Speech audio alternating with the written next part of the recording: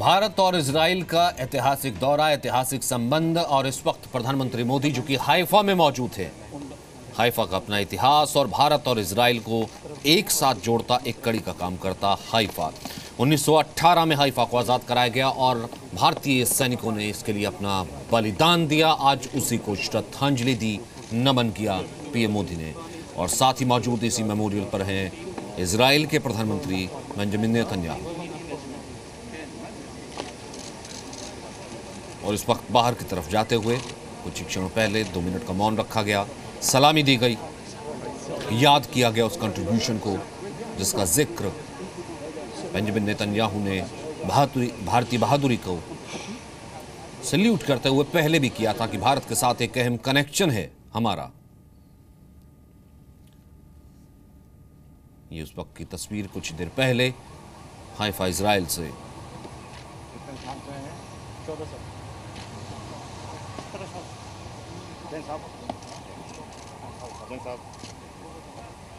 राहुल सिन्हा मेरे सहयोगी इस वक्त सीधे हाइफा से इजराइल से जुड़ गए हैं, जो कि पल पल की खबर आपको दे रहे हैं। राहुल, एक न केवल ऐतिहासिक क्षण बल्कि हम ये कह सकते हैं एक भारत और इजराइल के बीच की भारतीय धुरी, एक भारतीय कनेक्शन हाइफा। देखिए, निश्चित तौर पर सचिन और प्रधानमंत्री कल जब भारतीय यहाँ पर जो लोग रहते हैं उनको संबोधित कर रहे थे, उस वक्त भी वो खासतौर से हाइफा को लेकर के बहुत ज्यादा भावुक नजर आ रहे थे। उन्होंने अपने भाषण में ये बात कही भी थी कि किस तरीके से भारतीय सैनिकों ने यहाँ एक अहम योगदान दिया है और प्रधानमंत्री इसलिए खासतौर से हाइफा पहुंचना भी चाहते थे, जाना भी चाहते थे।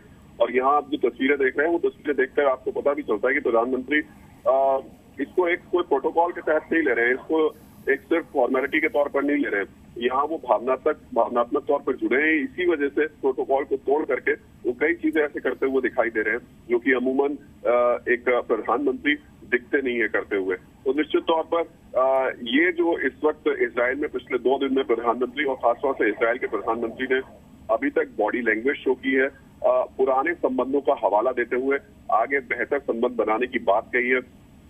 जो लोग यहाँ पर मौजूद हैं, चाहे वो भारतीय हो या इजरायली हो, उन्हें लग रहा है कि शायद निश्चित तौर पर आने वाले वक्त में न सिर्फ रक्षा में, न सिर्फ आर्थिक पक्ष में, बल्कि सांस्कृतिक पहलुओं में भी दोनों देश और तेजी से आगे साथ आ पाएंगे। और शायद इसीलिए भारत ने इजराइल में एक इंडियन कल्चरल सेंटर खोलने का भी ऐलान किया है। कल प्रधानमंत्री ने इसका ऐलान किया था।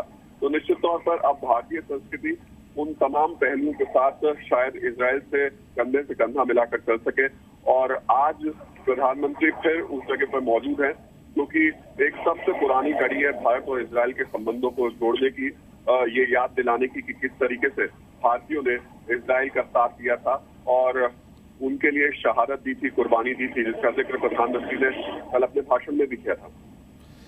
और एक बार फिर से जिक्र करना होगा राहुल सिन्हा यहाँ पर बेंजामिन नेतन्याहू का, जिस गर्मजोशी से, जिस वार्मथ से, जिस अपनेपन से अगवानी करते हुए एक क्षण ऐसा नहीं लगा कि ये 70 साल बाद किसी प्रधानमंत्री का ऐसा दौरा है। ऐसी अगवानी कि हर वक्त प्रोटोकॉल तोड़ा जा रहा है जैसे कोई परिवार का सदस्य आया हो।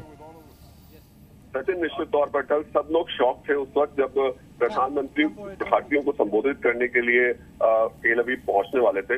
किसी को पता नहीं था कि इजराइल के प्राइम मिनिस्टर भी उनके साथ होंगे और जब अचानक पता चला कि वो भी साथ आ रहे हैं तो हर कोई शॉक था। तो निश्चित तौर पर बेंजामिन के लिए ये मैं फिर बार बार बोल रहा हूँ, ये कोई डिप्लोमेटिक, ये कोई औपचारिक यात्रा दिखाई नहीं दे रही है प्रधानमंत्री की।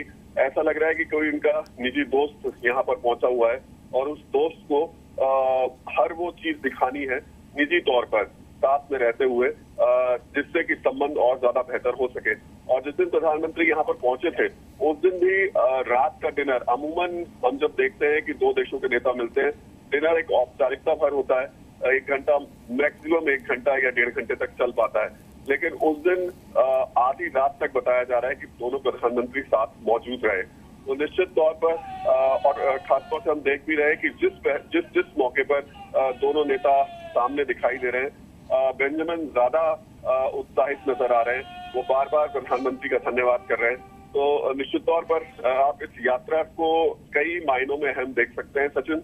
और मैं बार बार कह रहा हूं कि इसके नतीजे हम अगले 2 दिन 3 दिन या 2 महीने 3 महीने में तो नहीं देखेंगे, लेकिन शायद हो सकता है अगले साल आपको बहुत कुछ ऐसा देखने को मिले जिससे भारत और इजराइल दोनों को फायदा हो। अच्छा, अब राहुल एक और आपसे जानना चाहेंगे, अब का क्या अपडेट है, क्योंकि यहाँ से उन्हें G20 के लिए जाना है, क्या शेड्यूल रहने वाला है? देखिए, यहाँ के बाद अब प्रधानमंत्री तेल अवीव में कुछ बिजनेस सीईओज हैं, उनसे मुलाकात करेंगे और उस मुलाकात के बाद प्रधानमंत्री का फिर कार्यक्रम नहीं है, उसके बाद फिर वो जर्मनी के लिए रवाना हो जाएंगे। जी, यानी कि आज सीईओ से मुलाकात करनी है और उसके बाद जर्मनी के लिए रवाना हो जाएंगे। अब एक चीज़ तो कम से कम इस दौरे से निकाली जा सकती है राहुल सिन्हा, आपने भी प्रधानमंत्री के कई विजिट्स को कवर किया है, मैंने भी कई ऐसे विजिट्स देखे हैं। जो देशों के बीच की गर्माहट होती है वो दो लीडर्स के बीच में उसी तरीके की, हम ये कह सकते हैं, बॉडी लैंग्वेज या गर्माहट झलकती है। यहाँ देशों से अलग जो दो लीडर्स के बीच की गर्माहट है वो शायद एक अलग से नजर आ रही थी, क्यों? देखिए, मैं बार बार यही बात आपसे कह रहा हूँ कि जब हम इन दोनों प्रधानमंत्री को देख रहे हैं तो बेंजामिन की जो खासतौर से इजराइल के प्रधानमंत्री की जो बॉडी लैंग्वेज है वो बिल्कुल नहीं है कि वो कोई किसी राष्ट्र के प्रधानमंत्री से मिल रहे हैं या वो दोनों देश के प्रधानमंत्री आपस में बातचीत कर रहे हैं।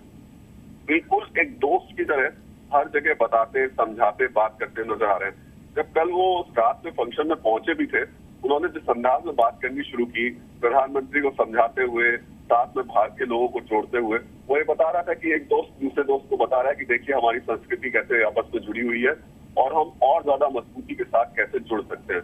तो निश्चित तौर पर ये यात्रा, मुझे लगता है कि इसे हम एक सिर्फ डिप्लोमेटिक एंगल से, सिर्फ आर्थिक पक्ष से या बाकी जो हम नॉर्मल देखते हैं दो देशों के नेताओं की मुलाकात को, उससे थोड़ा सा अलग हटकर देखना चाहिए।